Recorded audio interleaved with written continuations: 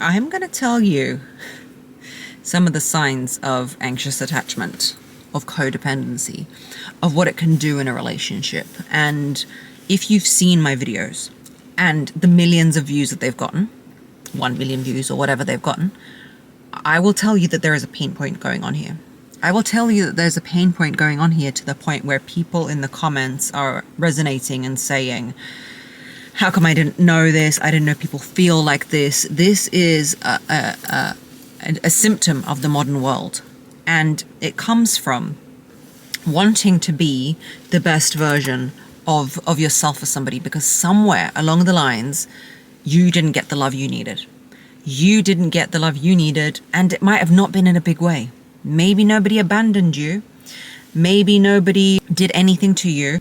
It's something that is so poignant that if you learn how to master your anxious attachment, understand what it is, understand what your codependency is, and become secure, it will change your life. All these things that you want to know about how to get the guy, how to make him obsessed with you, how to be the dream girl, how to have this energy, that energy, not be a placeholder.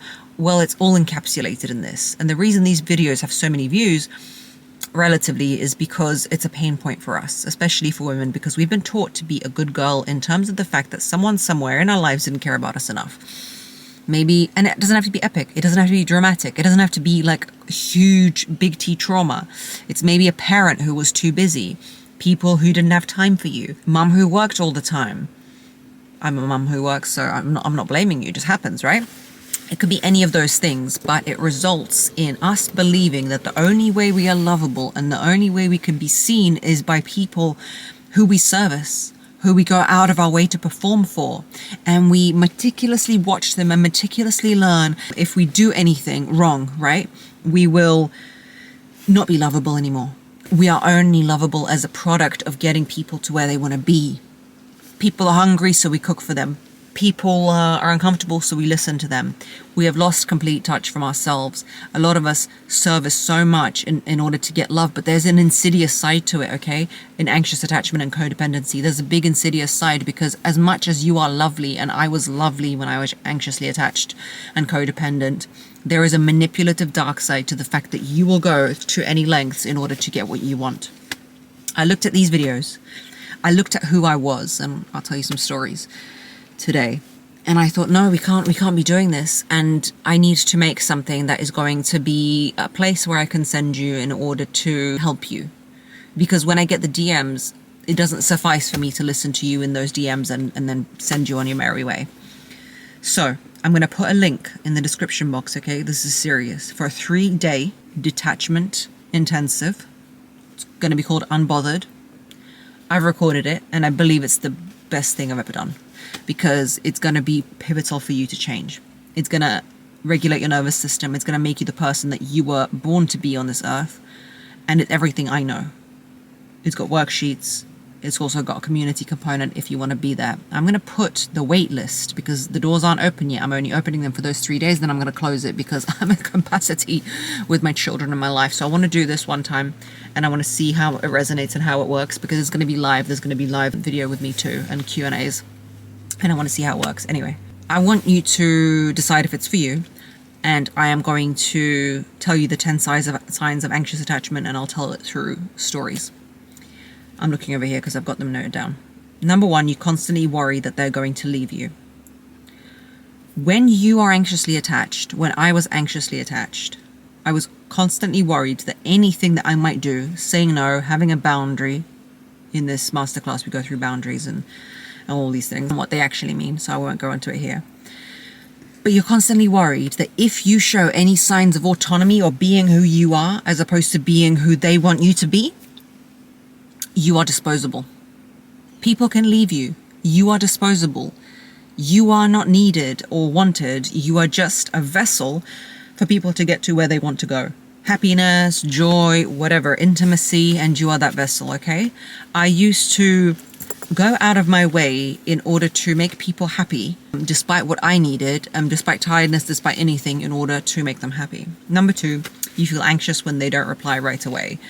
This used to be such a big thing for me, and the danger about anxious attachment is a dysregulated nervous system that you don't know how to regulate. And the only way you've learned to regulate it is by, you know, when people have OCD and they press the light 3 times in order to regulate their nervous system.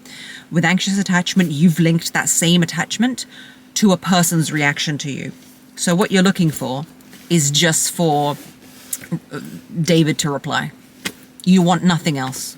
You're almost like a rat that keeps pressing the lever and wanting David to reply, and unless he does, you are spiraling. You have lost control. You've got no other anchors and no other ways to regulate your nervous system except for getting that reply from David. And when you want that surge of dopamine, you text David knowing that he's at work, knowing that he won't reply, and then you're there like shaking by your phone like a crackhead, waiting for David to reply. And you know, it's funny because I always address Jessica by her name, and I don't know who she is. She's just like an archetype of people who are watching this. And someone wrote to me all these different names. So we're going to go with Nadine today. Nadine, okay? Number 3, you overthink your text tone and even emojis. And I see this so much in women, and it is exhausting. The fact that you need to understand that what makes a woman irresistible, magnetic, and amazing is that she is not overly composed. She's not overly connected to these things. You think that I'm going to tell you what to text and how to text and overthink it and overanalyze it with you and put in the right emojis, and then he's going to be like, yes, this is the woman for me. That's not how it works. People feel you on an energetic level. People are put off by people who are preoccupied with other people, because then it looks like an empty vessel, and it almost exemplifies vampiric energy. The fact that you want to vampirize some kind of feeling out of somebody. People feel that, and we think that we're being lovely because we just want their energy. But what do you want their energy for? What do you want constant approval from them for? The thing that men want most is the ability to be themselves. And if you're always overthinking your texts, tone, and emojis, you're manipulating them into being with a version of you that's not you. And they sense that. And they don't want to be with a combobulated version that's not you, okay? Number 4, you need constant reassurance that people care. This is exhausting. If you've never been on the other side of an anxiously attached relationship, the constant reassurance, I know you might have had a friend like this. Oh, why didn't you reply to me? Oh, I'm sorry, I was just waiting. Oh, I'm sorry, I just didn't know. It makes you want to smack that person, because you're like, why are you all in my George Foreman, Nadine? Why are you always here wanting reassurance? It's like, why have you got dibs on my energy? Why have you always got access to my energy? Why can you not wipe your own ass, essentially speaking, emotionally speaking? Why can you not look after your emotions? Why is it always someone else's problem? And people sugarcoat it with, oh, but we should be connected and conversating in relationships. But is there a time when you're not connected and you have to look after your own self? Hi, sorry to interrupt the podcast, but you know how we're always talking about embodying the best version of you, being intentional, moving with purpose, and not settling for less? Well, it's the same when it comes to hiring people. We don't want to choose between speed and quality. We want both. That's why I love ZipRecruiter. You can find incredible candidates fast, and you don't have to compromise on who you bring into your business and your world, which can be frightening. With their advanced resume database, you can proactively connect with top quality talent in minutes, and if someone really stands out, you can unlock their contact info instantly and move forward right away, which really removes the frustration, because when I want someone, I want them now. It's no surprise ZipRecruiter is the #1 rated hiring site based on G2, because they truly understand that we don't have time to waste and we deserve the best. Experience hiring that feels aligned, fast, and high quality with ZipRecruiter. 4 out of 5 employers who post on ZipRecruiter get a quality candidate within the first day. And if you go to ZipRecruiter.com/beingher right now, you can try it for free. That's ZipRecruiter.com/beingher. ZipRecruiter, the smartest way to hire. Number 5, you fear being too much but still feel unfulfilled. The feeling of being too much is because you are this desert-starved animal, raccoon, crawling through the desert with no water because you don't replenish yourself. The truth be told is that it's your job to replenish yourself. You need to be the one who first gives to yourself. You need to teach people how to treat you. You need to treat yourself well enough so people see a blueprint of how to treat you. That is how people treat you, okay? Number 6, you find it hard to relax when there's emotional distance. When someone has not reassured you or someone's not calling every 5 minutes, you cannot be at peace with yourself. You always need some kind of turmoil, some kind of reassurance, some kind of dopamine kick. You don't see it like that, but it goes hand in hand with maybe drinking, maybe overeating, maybe doing something in order to stimulate yourself, okay? Number 7, you chase emotional crumbs just to feel secure. You would rather pursue a person who you've taken a liking to, create a personality for them, and see their crumbs that they give you sometimes because everyone wants attention at a certain point. So maybe this guy is giving you, his name is David today, attention, and so Nadine is all over it. Oh, he's the guy for me. Look, he replied to me once in 5 days. You would rather take the pain of breadcrumbing than the pain of deciding that they're not for you. You cannot combobulate in your head to be like, do you know what? If he really likes me, he'll reach out to me. You cannot let that happen. You cannot let that go. You cannot let that possibility take chance. You would rather pursue him to the point where he's so disinterested in you that he's just giving you breadcrumbs, but you will eat up the breadcrumbs. That's what you do. Number 8, you often feel jealous or threatened by others. This is a big one because you don't spend time prioritizing yourself. You don't spend time putting into yourself. You have told your body, your mind, your nervous system, every aspect of you that you are not worthy of anything. So by doing that, you then feel jealous of other people. You then feel threatened by other people because your own body and your own spirit and your own self knows that you don't love yourself. And if you're not looking after yourself, then no one's looking after you potentially, right? Because you were born with you and you will die with you. You've got you, right? And especially your precious body that does things for you, or maybe had kids for you, or maybe he's gotten you through illnesses and you don't treat yourself well. You just run around after other people trying to make them happy.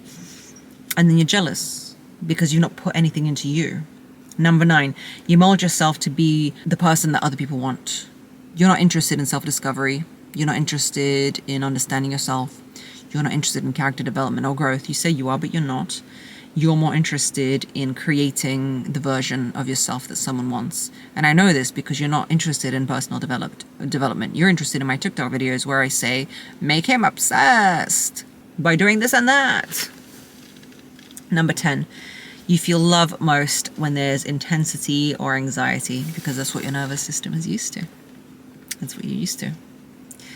Now, the other aspect we are going to discuss in Unbothered is codependency, which is when you are in a relationship with someone, and it was discovered when Alcoholics Anonymous found that they had partners sitting outside their Alcoholics Anonymous, and all the partners had similar traits: controlling tendencies, enabling tendencies, manipulative tendencies, and they were like, wait a minute, Bissy, why are all these people so similar? Because they have traits. They have traits that enable the alcoholic or the narcissist or the person who is breadcrumbing to continue being the way they are. As much as they're an addict, you're an addict to that connection, okay?